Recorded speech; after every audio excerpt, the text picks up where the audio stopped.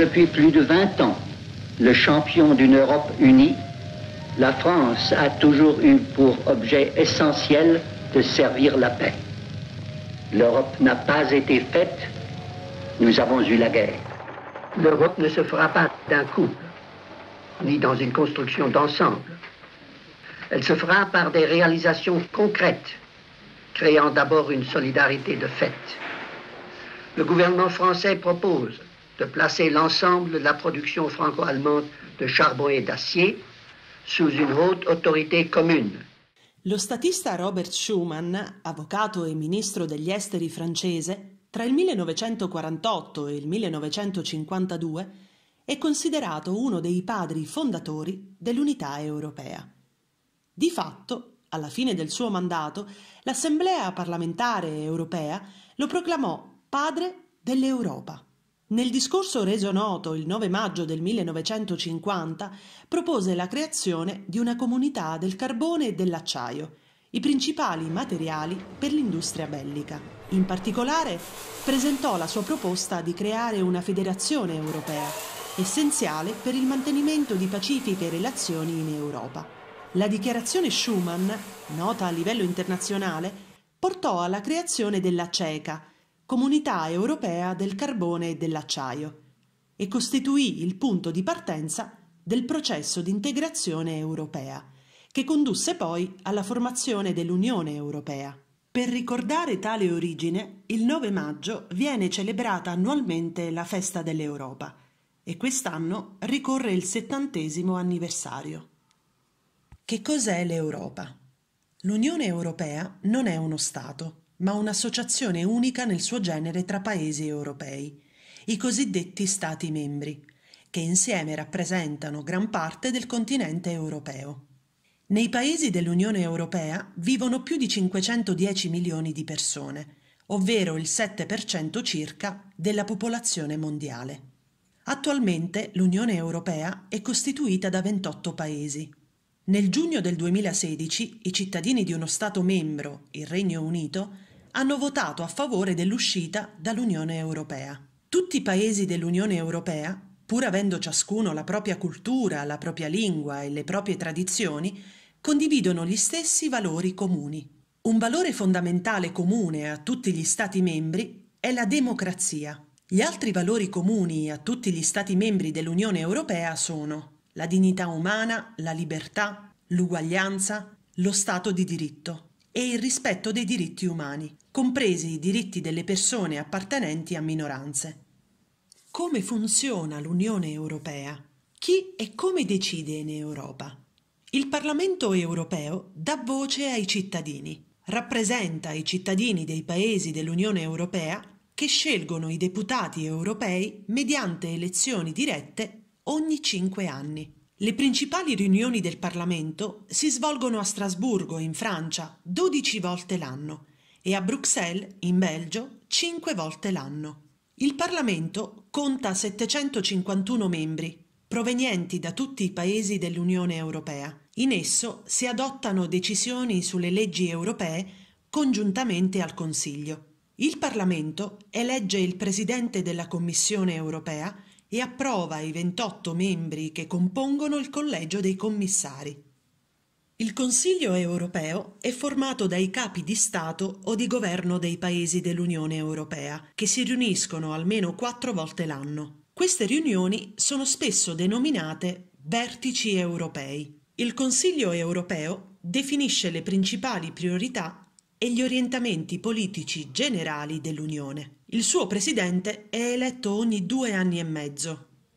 Il Consiglio dell'Unione Europea rappresenta i governi dei paesi dell'Unione Europea. È costituito dai ministri di tutti gli Stati membri che si riuniscono per discutere su questioni pertinenti all'Unione e adottare decisioni in materia di politiche e normative dell'Unione Europea. I ministri che si riuniscono variano in base ai temi discussi. Ad esempio, a una riunione riguardante l'inquinamento atmosferico partecipano i ministri dell'ambiente. La presidenza del Consiglio è assunta a rotazione ogni 6 mesi da tutti i paesi dell'Unione Europea.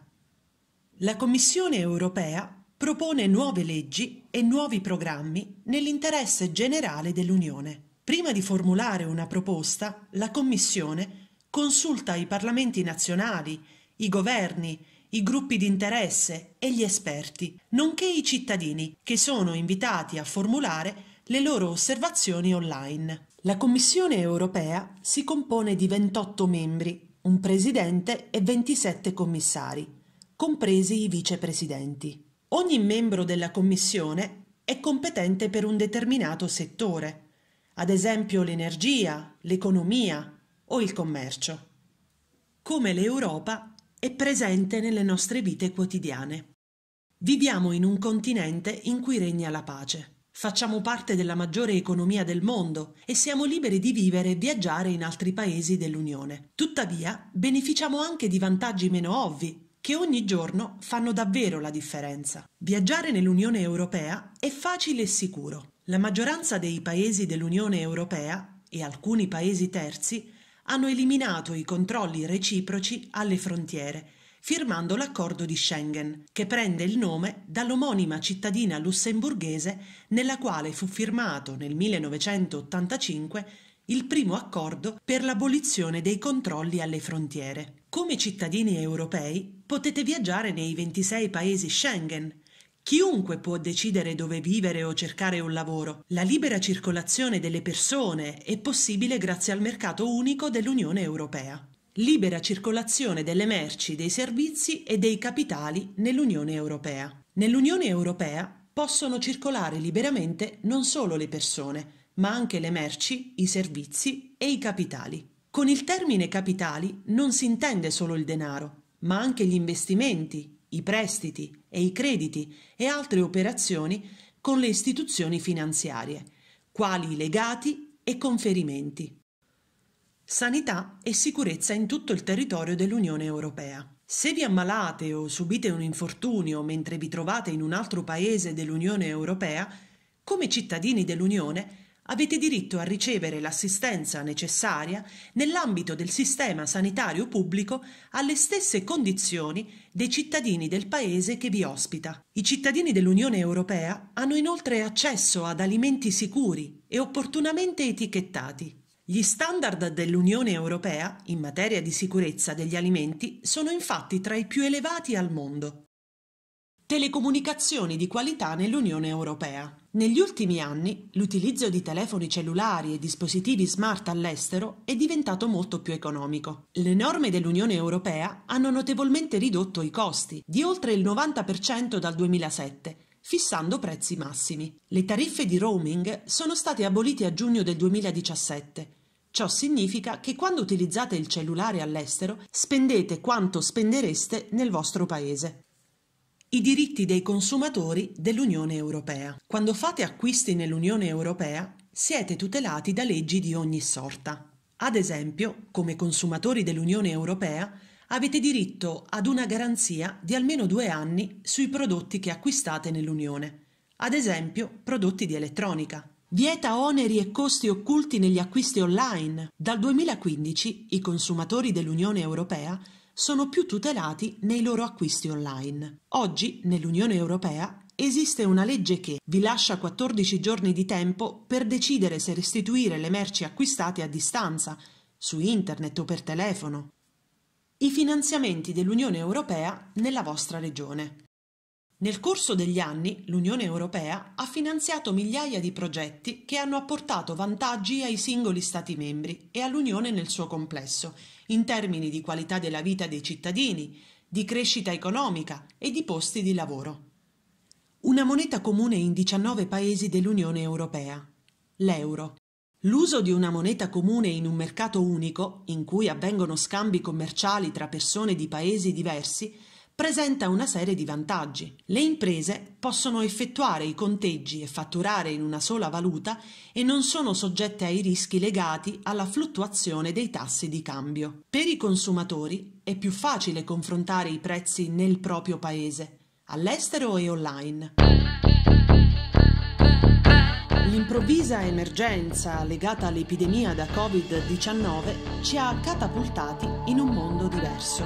Ciò che più ci ha colpiti però sono l'unione, la vicinanza e la solidarietà tra stati, che seppur differenti per cultura e ideologia, hanno saputo aiutarsi e supportarsi in un momento tanto difficile quanto drammatico.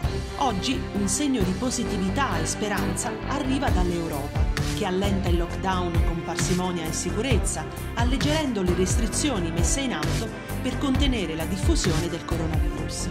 Dall'Austria alla Polonia, passando per la Grecia alla Germania, sono molti i paesi europei che, insieme all'Italia, passano ad una fase di lockdown più leggero rispetto alle misure in vigore fino a qualche giorno fa. Infine abbiamo ricordato Schuman, il padre dell'Europa. In tal senso ci sembra giusto ricordare l'attuale presidente del Parlamento europeo, David Maria Sassoli, che oggi più che mai continua a portare avanti gli ideali di un'Europa unita, sottolineando la centralità dei valori europei e l'importanza di una visione comune nella sfida contro il Covid-19. Tutta l'Europa celebra il 1° maggio, questo ci dice quanto siano vicini i valori fondanti dell'Unione Europea a quelli di chi si batte per il riscatto del lavoro e della dignità. Questo sarà un 1° maggio difficile, molto speciale, molti lavoratori sono stati costretti a restare a casa o hanno perso il proprio lavoro, altri si sono impegnati per mantenere vivi i servizi essenziali per i nostri cittadini, altri ancora sono caduti negli ospedali, nelle strutture sanitarie per combattere la pandemia.